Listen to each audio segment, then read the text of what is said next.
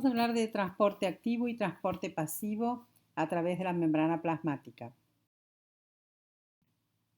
Habíamos visto las concentraciones de los iones a uno y otro lado de la membrana en el líquido extracelular, donde teníamos mucho sodio, mucho calcio, mucho cloro y también bicarbonato.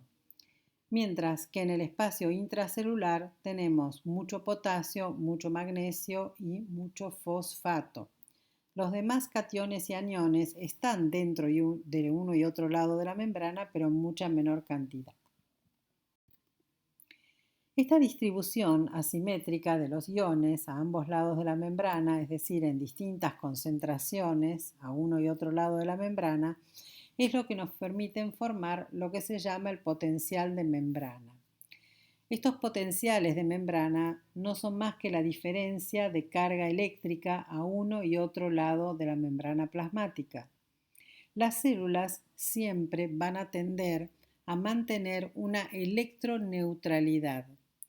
Este equilibrio no es un equilibrio fijo, estático o estructurado, sino que es un equilibrio dinámico, constante, con un flujo bidireccional de iones, es decir, materia por un lado y carga eléctrica por otro que va a representar la energía.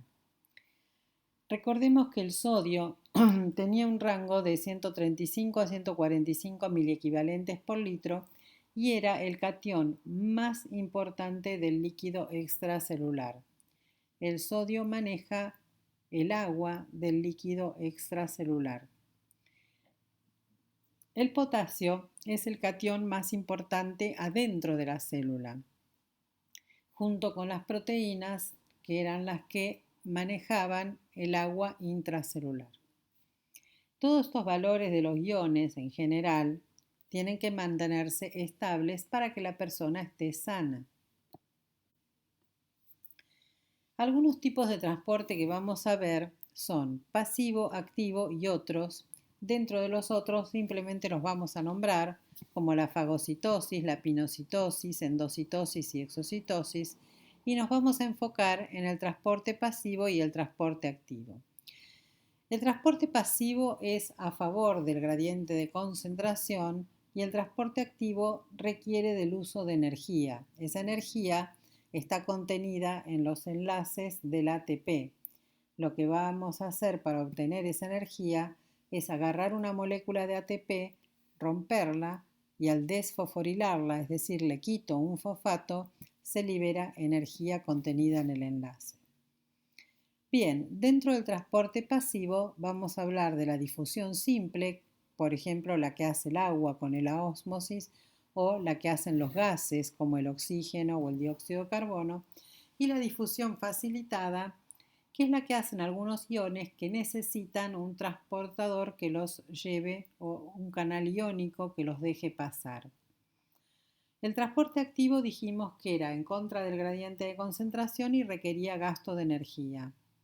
Hay dos tipos, el primario, que son las bombas, como la bomba de sodio-potasio, ATPasa dependiente, y el secundario, que es a través de carriers, que puede ser cotransporte o sinporte, que son sinónimos, o bien contratransporte o antiporte, que también significa lo mismo. Vamos a ver un poquito cada uno de ellos. Transporte pasivo dijimos que teníamos ósmosis, pasaje o movilización del agua, que es el solvente, y después podemos tener difusión simple, como la que hacen los gases, o difusión facilitada. En la difusión simple no requiere energía, un soluto pasa de un sitio de mayor concentración a uno de menor concentración. De hecho, pierde esta energía al atravesar la capa lipídica de la membrana. No gasta energía, sino que la pierde. No requiere energía para movilizarse. Pierde energía cuando atraviesa la membrana. En la difusión facilitada, tampoco es necesario aportar energía. Hay un soluto que pasa de un sitio de mayor concentración a uno de menor concentración, pero en este caso va a estar ayudado por un transportador o carrier. Hay algo importante con respecto a estos transportadores o carriers, que los carriers se saturan. Son como un auto pequeño que pueden entrar 4 personas, pero nadie más. Entonces, esto limita la cantidad de sustancia que puede pasar por difusión facilitada. Decimos que tiene una cinética de saturación. Llega un punto en que se satura, no entra más, no puede transportar más. Tiene especificidad porque no transporta cualquier cosa. Es muy selectiva, transporta algunos iones y otros no. Y también tienen competitividad porque muchas veces hay dos solutos que compiten por ese espacio adentro del transportador. Además, la membrana tiene una selectividad natural. Recordemos que la membrana era una doble capa lipídica y por su naturaleza lipídica es lógico que aquellas sustancias que tienen también una composición lipídica en su estructura atraviesen la membrana mucho más fácilmente que cualquier otra sustancia. Por ejemplo, las hormonas tiroideas, las hormonas sexuales, algunos derivados del colesterol, algunas vitaminas, las vitaminas A, D, E y K, que son liposolubles. Hay sustancias que atraviesan la membrana plasmática con mucha facilidad por su naturaleza lipídica. En este caso de transporte pasivo, tanto la difusión simple como la facilitada y la ósmosis se hacen a favor del gradiente de concentración. Recuerden que siempre es de un sitio de mayor concentración a uno de menor concentración. Bueno, acá tenemos un resumen de lo que dijimos de transporte pasivo. Tenemos la membrana con su bicapa fosfolipídica, la difusión simple simplemente pasan y la difusión facilitada requiere de un transportador. La ley de Fick es una ley que se refiere a la velocidad con que pasa una sustancia a través de una membrana.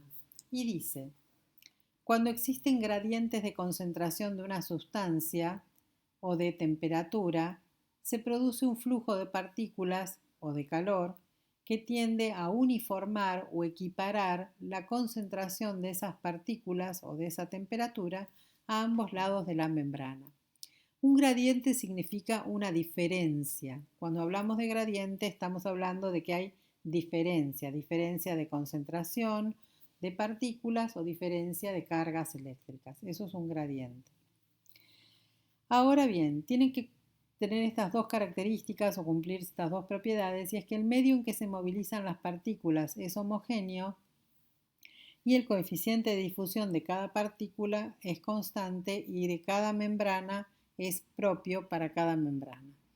Esto es para la ley de Fick, que en el caso de la membrana plasmática no se cumple porque la ley de Fick nos habla siempre de gradientes de concentración de una sustancia, mientras que la membrana plasmática no solamente pasan sustancias o solutos, sino que también pasan cargas eléctricas. Entonces, el pasaje de solutos a través de la membrana plasmática, la ley de Fick no se cumple porque los iones también generan lo que llamamos gradiente eléctrico, que es esa diferencia de cargas eléctricas a uno y otro lado de la membrana debido a sus propias cargas de los cationes positivas y de los aniones negativas. Entonces, la ley de Fick, que se refiere a la velocidad de la sustancia con que pasa una membrana, no se aplica en el caso de la membrana plasmática porque los iones generan también un gradiente eléctrico. Con respecto al transporte activo, tenemos dos tipos, el primario y el secundario. El primario es con bombas, como la bomba de sodio-potasio, también hay otras como la bomba de protones, pero vamos a enfocarnos más que nada en la bomba de sodio-potasio, ATP-ASA dependiente porque requiere gasto de energía. El transporte activo siempre requiere gasto de energía. Normalmente se realiza en contra del gradiente de concentración. Recuerden que el sodio estaba más concentrado afuera de la célula y el potasio estaba más concentrado adentro. Entonces, la bomba de sodio-potasio lo que va a hacer con gasto de energía es sacar sodio de la célula y tirarlo para afuera y entrar potasio desde afuera hacia adentro de la célula, es decir, en contra de su gradiente de concentración. El transporte activo secundario es cuando hay una sustancia A que ayuda a una sustancia B a pasar de un lado a otro de la membrana usando la energía de A, de la primera sustancia. Podemos tener dos tipos: cotransporte, que también lo podemos llamar sinporte, cuando las dos sustancias van a ir en la misma dirección. Por ejemplo, las dos entran o las dos salen de la célula. Y contratransporte o antiporte, cuando las sustancias se mueven en direcciones opuestas, una entra y la otra sale.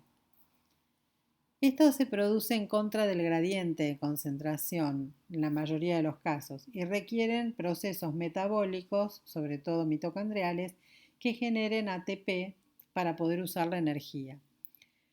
También hay algunas sustancias que las pueden desplazar a favor del gradiente en lugar de en contra, pero siempre es con gasto de energía.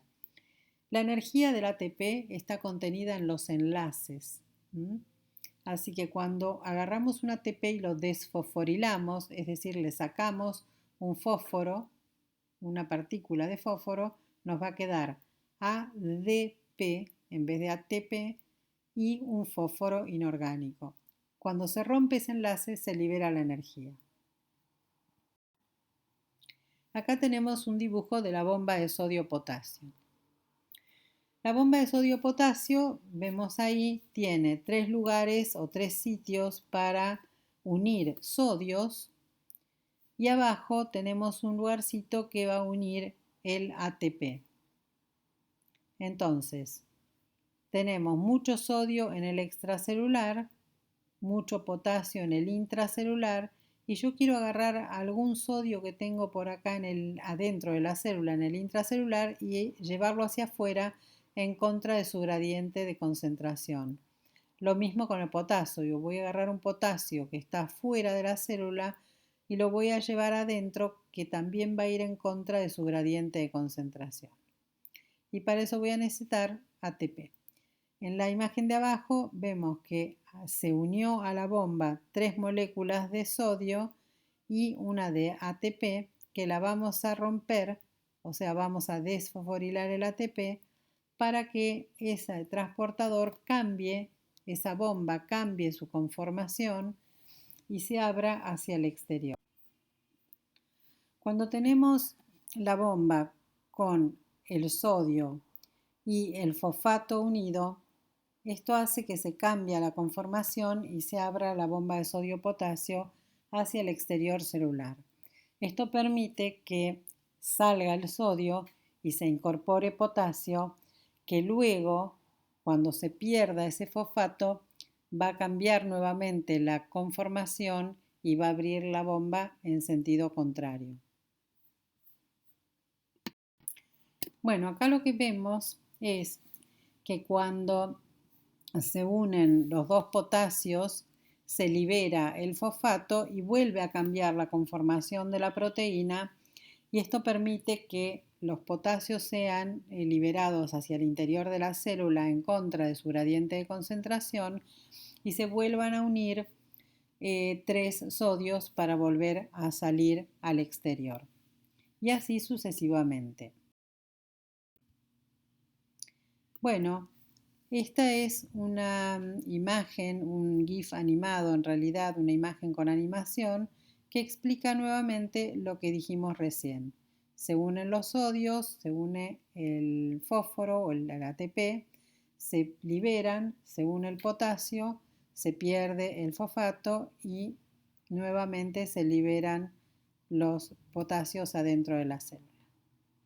Y así funciona nuevamente. Une el sodio que estaba dentro de la célula, une el fosfato del ATP, libera el sodio al exterior, une el potasio que estaba afuera, lo ingresa perdiendo el fosfato del ATP y ahí vemos cómo se repite el ciclo.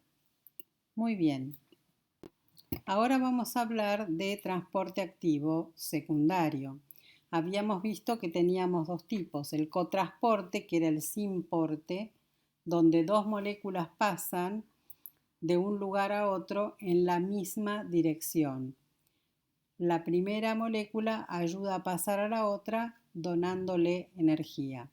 Y el contratransporte o antiporte es un pasaje de dos moléculas que van en dirección opuesta. También ocurre con gasto de energía. Entonces, como vemos en la primera imagen, tenemos una molécula de sodio y una de glucosa que hacen cotransporte, pasando las dos desde el exterior al interior. Mientras que el contratransporte o antiporte tenemos, por ejemplo, una molécula de sodio y una de calcio o una molécula de sodio y un protón que pasan en dirección opuesta también con gasto de energía. Esto lo vamos a ver más en detalle cuando veamos fisiología renal. Muchas gracias.